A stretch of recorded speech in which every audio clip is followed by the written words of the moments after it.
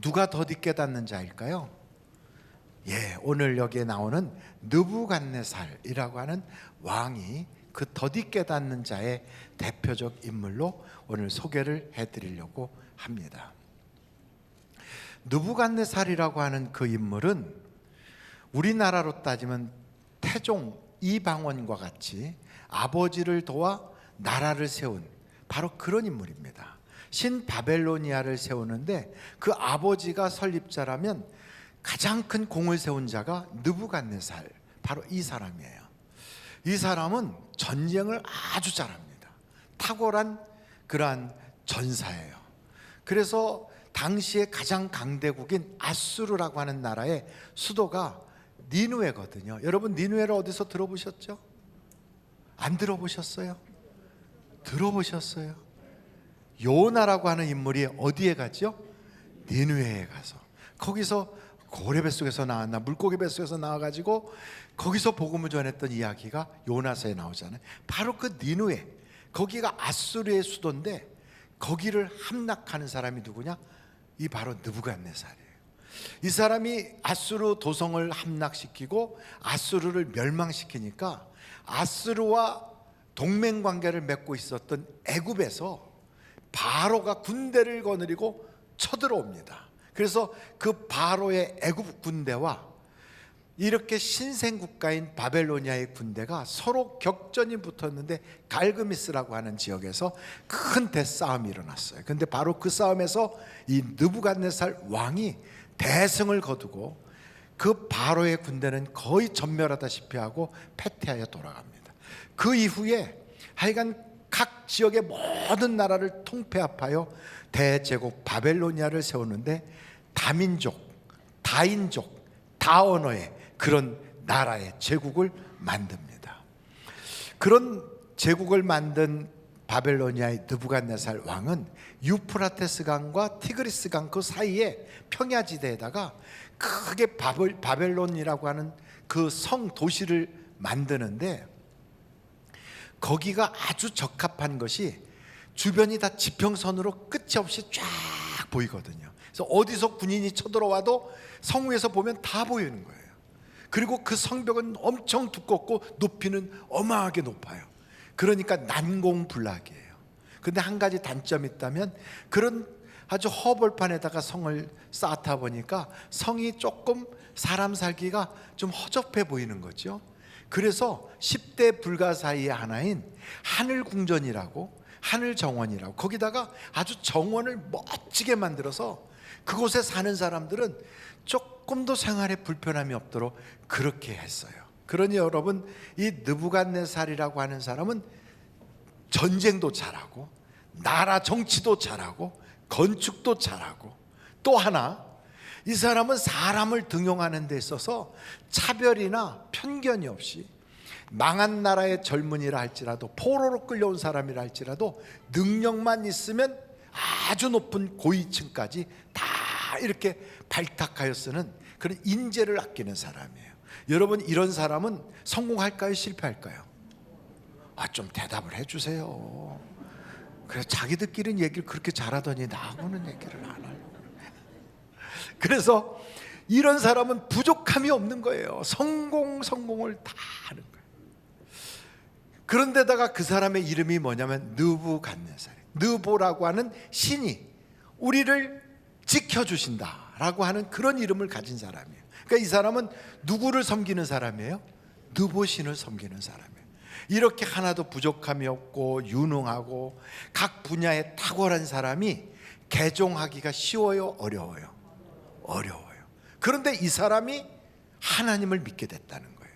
이건 놀라운 그런 은혜 아닙니까? 이 사람이 뭔가 엄청난 특별한 일이 있지 않고서는 하나님을 믿기가 쉽지 않은 거예요. 근데 이 느부갓네살이라고 하는 인물이 성경을 딱 보니까 하나님에 대한 그 이야기를 하는데 그가 꿈을 꾼 거예요. 하늘에 닿는 큰 나무가 있는데 그 나무가 엄청 아름드리 나무고 열매도 가득하고 정말 그 나무에는 새들도 많이 날아오고 그 나무 그늘이 너무 좋아. 그 밑에는 큰 짐승들로부터 작은 짐승들까지 거기 엎드려서 다 쉬는 그런 너무너무 좋은 그런 나무인 거예요.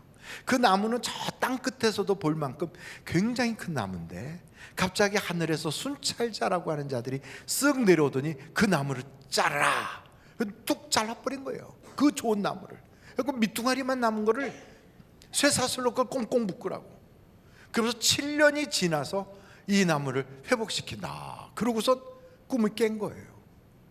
그러니까 이 꿈이, 이 느부갓네살이라는 사람이 이 꿈을 꾸고 나서는 너무 놀라워갖고, 야, 이 꿈이 도대체 무슨 뜻이냐 하고 사람들에게 물어보니까 그 꿈을 알려주는 자가 하나도 없어요. 해몽을 못하는 거예요. 그래서 전에 꿈에 대해서 잘 알았던 다니엘을 불러갖고 물어본 거예요. 이 꿈이 무슨 내용이냐. 그랬더니 다니엘이 말을 못하고 가만히 있더니, 왕이시여, 이 꿈은 차라리 왕의 원수가 꿨으면 좋을 뻔한 꿈입니다. 그러니까 이 꿈이 길몽이다, 악몽이다. 악몽이라는 거예요. 악몽. 그러면 그 꿈이 도대체 뭐냐 그랬더니, 왕이 짐승처럼 버림을 받아서 방황하다가 7년이 지나서 왕이 회복할 것이라는 그런 꿈입니다. 그러니 이 꿈은 너무나도 나쁜 꿈이니까 왕에게 이런 꿈이 이루어지지 않았으면 좋겠습니다.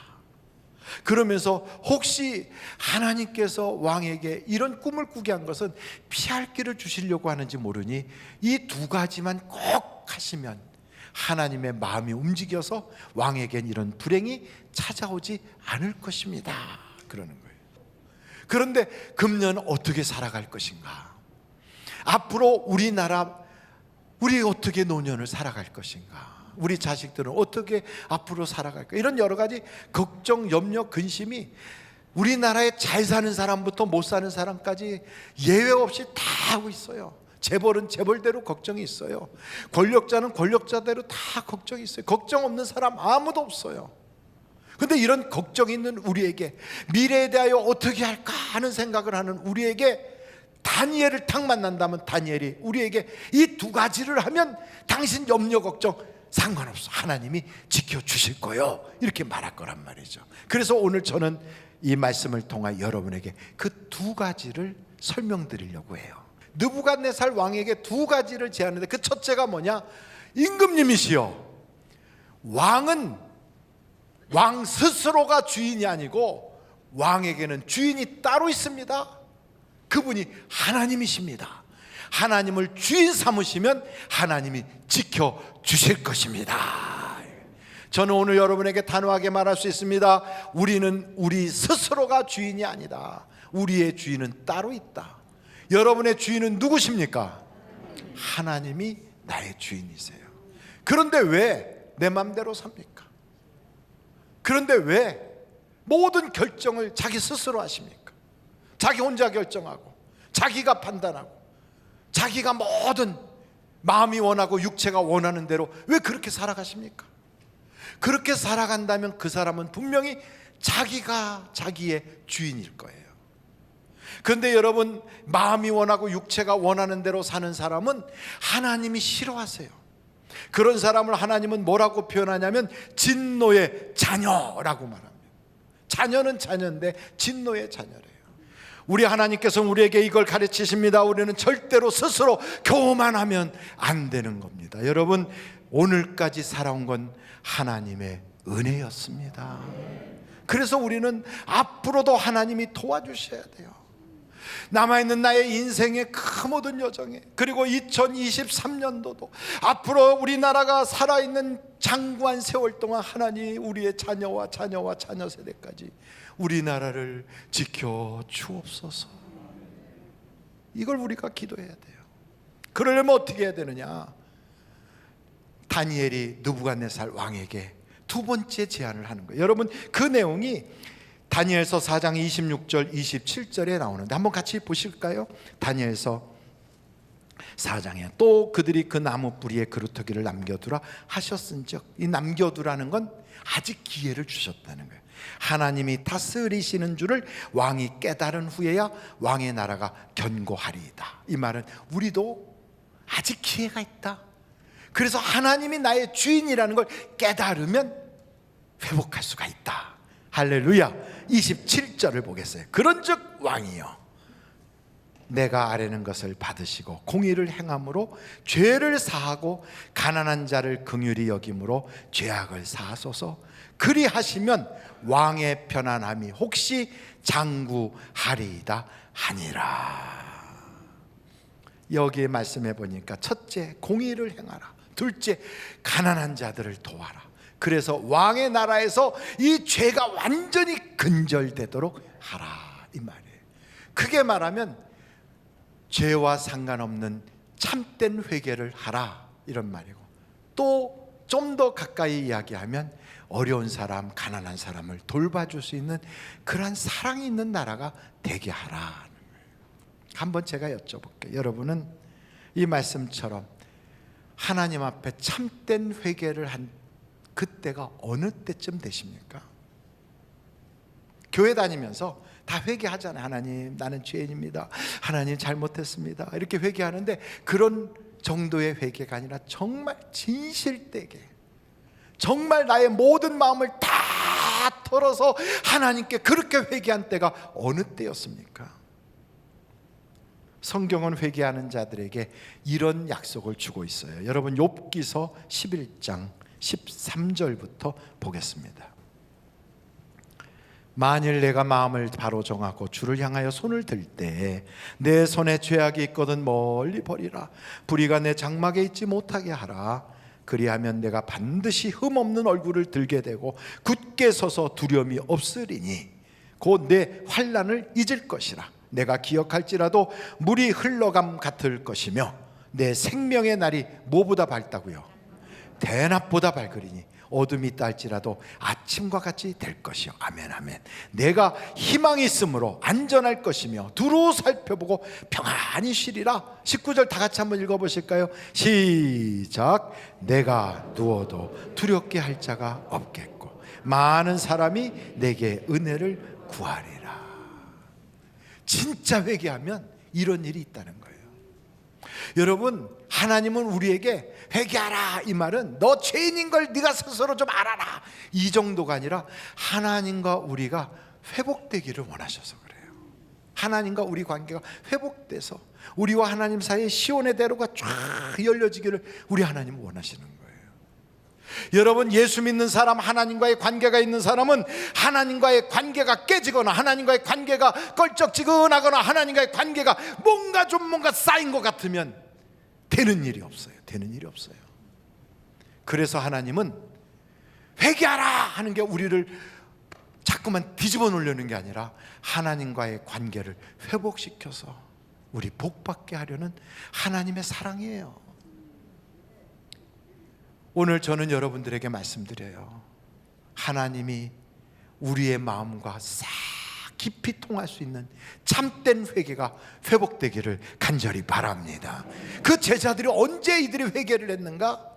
예수님 승천하시고 나서 하나님께서 나를 통하여 주시고자 한 약속의 성령을 주기까지 예루살렘을 떠나지 말고 여기에 머물라 하는 그 말씀을 듣고 그들이 온전히 모여서 오로지 기도할 때, 그때 회개가 있었어요. 한번 성경을 보겠습니다. 사도행전 3장 19절이에요. 사도행전 3장 19절 같이 한번 읽겠습니다. 시작. 그러므로 너희가 회개하고 돌이켜 너희 죄 없이 함을 받으라. 이같이 하면 어떤 날이 있다고요? 새롭게 되는 날이 주 앞으로부터 이를 것이요. 여러분, 교회 다니면서 인생을 새로워졌다, 오늘은 정말 새롭구나, 내 생활이 정말 오늘은 신선하다, 와, 새 시작이다, 이런 적이 몇 번이나 있었어요. 이 본래로 돌아가서 옛날 성경을 보면 유쾌하게 하는 날이 이르리라 그랬어요. 유쾌하게. 교회 다니면서 하나님 때문에 막 신바람 나고 신나고 살맛 나는 그런 일이 언제였습니까? 혹시 그 날이 없었다면 오늘 성경이 말하는 대로 회개하면 그 날이 주어집니다.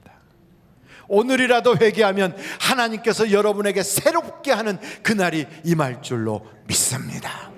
성경 다시 한번 봅니다. 사도행전 2장입니다. 2장 38절 같이 한번 읽습니다. 시작. 베드로가 이르되 너희가 회개하여 각각 예수 그리스도의 이름으로 침례를 받고 죄 사함을 받으라. 그리하면 뭘 준다고요? 성령의 선물을 받으리. 선물을 받는데요. 회개하면 선물 받아요. 회개하면 기도의 응답을 선물로 받아요. 회개하면 나의 인생의 소원이 예수 그리스도 안에서 이루어지는 선물을 받아요. 회개하면 은사를 받아요. 회개하면 능력을 받아요. 왜 내가 그걸 체험하지 못하는가? 참된 회개가 없었기 때문에 그래요. 그래서 여러분, 회개를 대충 하지 마세요. 어떤 사람은 하나님 아버지 내가 죄가 있거든 사하여 주시고 이렇게 기도하는 사람도 있어요. 죄가 있거든 사하라. 그 말은 나는 죄가 없다고 생각하는데 하나님이 보실 때 있거든 그냥 씻어주세요, 이런 거거든요. 스스로 죄 없다 하는 자는 거짓말하는 자라는데 자기가 볼 때 이런 거지요. 예 하나님 제가요 좀 세상 살다 때국물 좀 묻었어요. 그러나 제가 평균치 이상은 되지 않습니까? 그래도 이 정도 하는 사람은 그래도 이 세상에 몇 없을 겁니다. 저요 비교적 깨끗이 살았어요. 이렇게 말하고 싶은 거 아닙니까? 그런 저에게 회개하라니요, 저보고 죄인이라니요. 아이고, 그런 말씀 좀 너무 과하지 않으신가요? 나같이만 살라고 하세요. 이렇게 말하고 싶은 우리에게 하나님은 너 유쾌한 날이 임하게 하기 위하여 나하고 관계를 회복하자 하는 거예요. 그럼 한번 제가 여러분에게 여쭤볼게요. 여러분은 악인입니까? 의인입니까? 그러면 옆에 분한테 귀하께서는 의인이세요? 악인이세요? 이렇게 물어보기가 우린 민망하잖아요. 그렇게 물어보면 대단한 신뢰가 되거든요. 그러니까 자기한테 물어보세요. 나는 과연 의인인가 악인인가? 그러면 여러분 이 기준을 목사님 의인은 의롭게 사는 거고 악인은 악하게 사는 거죠. 근데 성경적인 기준으로 한번 살펴보자고요. 한번 여러분 성경을 찾아볼 텐데 한번 가보겠습니다. 성경 잠언서 29장 7절이에요. 같이 한번 읽겠습니다. 시작. 의인은 누구를 알아줘요? 가난한 자의 사정을 알아주나 악인은 알아줄 지식이 없느니라. 가난한 자 그러면 우리 돈 없는 사람만 생각하는데 꼭 그렇지 않아요. 사랑을 많이 못 받아서 사랑에 가난한 자, 혹은 세상에 살면서 여러 가지로 정신적으로 많은 상처를 입어가지고 그래서 정서적으로 정신적으로 가난한 자, 또 물질에 가난한 자, 신앙으로 믿음이 약해서 믿음에 가난한 자, 배울 지식이 없어서 그래서 배움에 가난한 자, 많은 가난한 자들이 있어요. 그때 우리는 그들을 어떻게 평가하나요? 야, 아무개저 신앙 없어서 저러지? 아이고, 이렇게 보고 있었다면 그 사람은 악인이에요. 악인.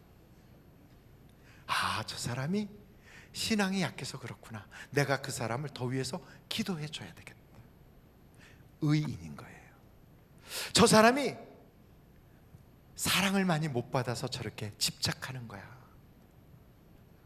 내가 더 사랑해 줘야지. 의인인 거예요. 저 사람은 막 그냥 집착을 해. 귀찮아 죽겠어. 그냥 악인인 거예요. 그러니까 여러분 자신을 돌아볼 때 여러분은 누구십니까? 가족끼리 사이에서도 난 피곤해 죽겠어. 혹시 그랬다면 나는 악인일 수도 있어요. 여러분, 악인과 의인의 차이가 이런 거거든요. 근데 가난한 자를 도와주고 불쌍히 여기는 자는 하나님이 갚아주신대요. 여러분 성경 보겠어요. 잠언서 19장 17절이에요. 같이 한번 보실까요? 잠언서 19장 17절 시작. 가난한 자를 불쌍히 여기는 것은 여호와께 구워드리는 것이니 그의 선행을 그에게 갚아주시리라. 그렇습니다. 그러니까 여러분, 우리는 우리 주변 사람이 그 사람이 의인인지 악인인지를 알까요? 모를까요? 몰라요. 그 사람이 나를 위해서 말은 안 했지만 뒤에서 은연히 기도해 줬어. 그리고 내가 인생을 살아가는데 뒤에서 화이팅 하고 응원해 주고 있었어요. 나를 보면서 안쓰러워서, 세상에서 지쳐할까 봐 힘들어하는 얼굴 표정을 보면서 속으로 계속해서 기도해 주고 있었어요. 그분은 나에게 지금 뭘 하는 거예요? 선을 베풀고 있는 거예요. 근데 내가 알아요? 몰라요? 몰라요. 근데 그런 그 사람에게 내가 어느 날 좀 서운했다고 내가 그에게 악다구리를 한다면 그의 선을 나는 악으로 갚는 거예요. 그의 선을.